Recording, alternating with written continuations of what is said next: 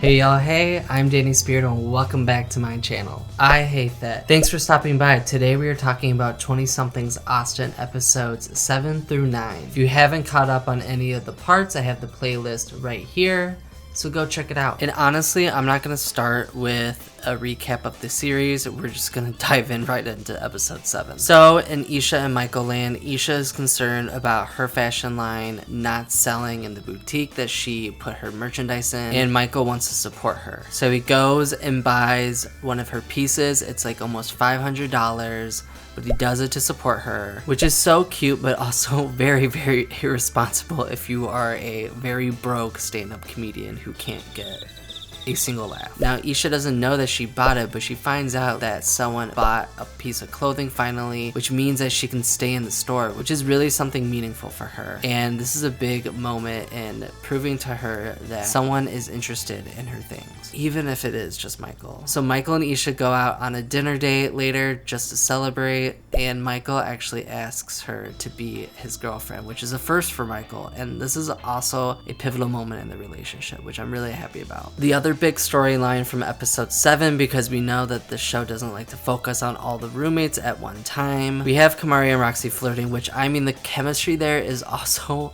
so palpable, and even honestly more palpable than him and Abbey. So Kamari and Roxy are flirting, they have a dinner date, and they just keep hitting it off. However, Abbey is not ready to deal with any of this, and I mean, it makes sense. Like, they're all roommates. It's just a sketchy situation. Oh, actually, there's a third thing.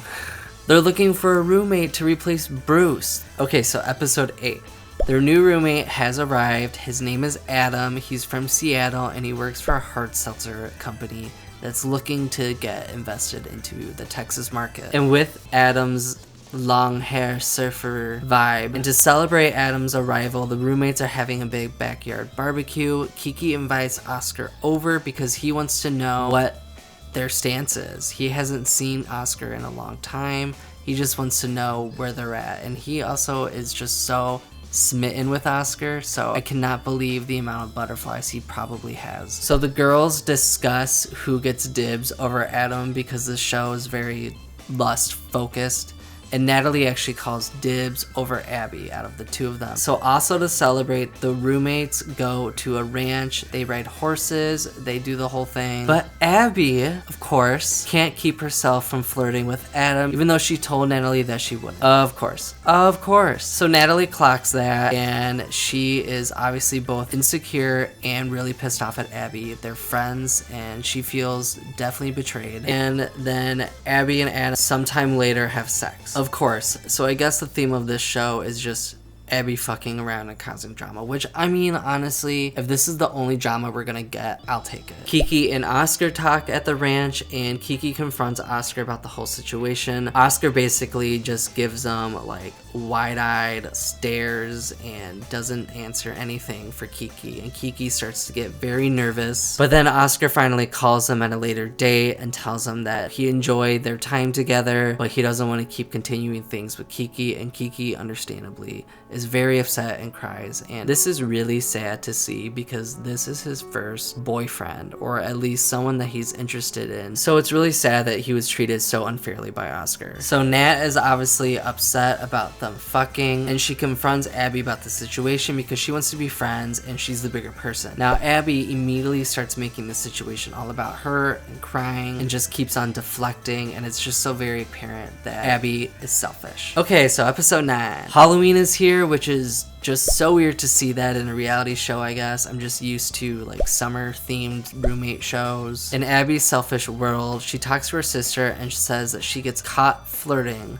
Girl, of course. Girl, of course. So then we have Abbey latching on to Adam doing his job, and he is at a bar setting up a happy hour for his seltzer company. It's a huge success, but Abbey latches on for a bartending job opportunity, which she finally succeeds at. Yay. Oh, but she does break things off with Adam, which I can really give her credit for, especially if she knows she's developing feelings so early for both of these men. But because it's Halloween, the roommates go to a roller skating costume party, which looks like it's another set, and Keke and Natalie both get first dates to show up there, which is great for them. Now back to Isha and Michael. So Michael does another stand-up routine, and he actually does a little bit better. He gets some laughs. Isha's there for support, but Michael doesn't think that he's getting anywhere in Austin, and he just wants to go back to Los Angeles to try to make it there, which honestly is probably the better option. I feel like most comedy writers are in Los Angeles. And so at the Halloween party, Michael and Isha finally talk about their future. Michael says that he is looking to move back to Los Angeles, even though